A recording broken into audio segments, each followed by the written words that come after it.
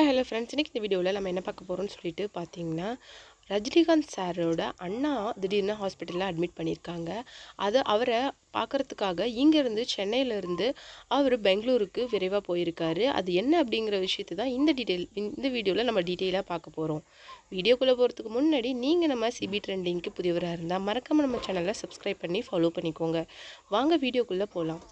இப்போ தான் தலைவர் 173யோட அனௌன்ஸ்மெண்ட் வந்தது. இவ்வளோ சந்தோஷமான நிலையில் அந்த படத்தை சுந்தர் சி இயக்க போகிறாரு அப்படின்னு சொல்லிட்டு ஒரு நியூஸ் வந்துச்சு. அது மட்டும் இல்லாமல் கமல் சார் ப்ரொடக்ஷனில் தான் ரஜினி சார் நடிக்க போகிறாரு அப்படிங்கிற நிலையில் திடீர்னு ரஜினி சாரோட அண்ணா சத்யநாராயணன் ராவ் பெங்களூரில் இருக்கிற ஒரு ப்ரைவேட் ஹாஸ்பிட்டலில் ஹார்ட் அட்டாக்ல அட்மிட் ஆகிருக்காரு அப்படின்னு சொல்லிட்டு ஒரு கால் வந்ததும் அதை பார்த்துட்டு சென்னையில் இருந்த ரஜினி சார் விரைவாக பெங்களூர் போயிருக்காரு. அடித்து பிடிச்சி ஆஸ்பத்திரிக்கு போய் பார்த்துருக்குறாரு. அப்போ அவர் ஐசியூவில் இருந்திருக்காரு. அவர் எல்லா டாக்டர்ஸும் க்ளோஸாக அப்சர்வ் பண்ணிகிட்ருக்கிறாரு. அப்போது எமோஷ்னலாக ரஜினி சார் என்ன சொல்லியிருக்காரு அப்படின்னா, என் அண்ணா என் ஃபேமிலியில் ரொம்ப இம்பார்ட்டண்டான பர்சன்.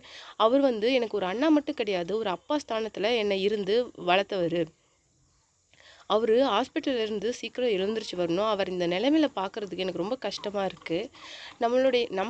நமக்கு மேலே இருக்கிற பெரியவங்க ஏதாவது ஹாஸ்பிட்டல் அட்மிட் ஆகும் போகும்போது அந்த வலி ரொம்ப கஷ்டமானது, அதை ஈஸியாக ஓவர் கம் பண்ண முடியல அப்படின்னு சொல்லிட்டு ரொம்ப உடஞ்சி பேசியிருக்காரு.